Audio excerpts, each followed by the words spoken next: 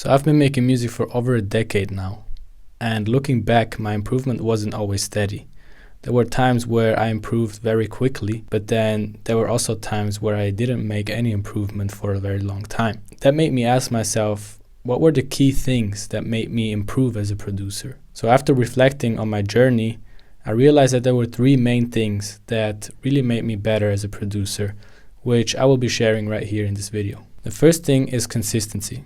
If you want to be good at anything, you have to be consistent at it. Every time I take a break from making music regularly, I realize how my quality drops. And it's only when I get back to making music almost every day that I feel like I'm really on point and I'm really at my sharpest. This is why I make it a priority to make music almost every single day. And of course, life happens and you're not always able to do that. But it's not about being perfect, but it's about staying consistent. By making music regularly, you're not only training your ears, but you're kind of training yourself to make the right choices creatively, but also sonically. So if you're struggling with consistency, here's one challenge. Take 30 minutes every single day and make some music. And I know you have 30 minutes because you're probably spending more time on your phone scrolling. So if you want to really get better as a producer and you want to take this seriously, just take 30 minutes a day, make some music, and don't worry about how it sounds. Be okay with it being bad. Over time, you will see how you will get better as a producer. Now, the second step is getting out of your comfort zone. And this is something that I sometimes need to remind myself as well. It's very easy to stay in the same routines, make the same choices, make the same drum grooves, make the same chord progressions. And although this might feel very comfortable and, good because you're good at it, you're also not progressing. So looking back, I remember when I connected with one of my best friends now called James, and he challenged me to make trap beats. And at the time, that was something that I really wasn't familiar with. At first, it felt quite unnatural to do that, but over time, I got better at it. And the fact that I was learning something new was really the thing that made me better as a producer.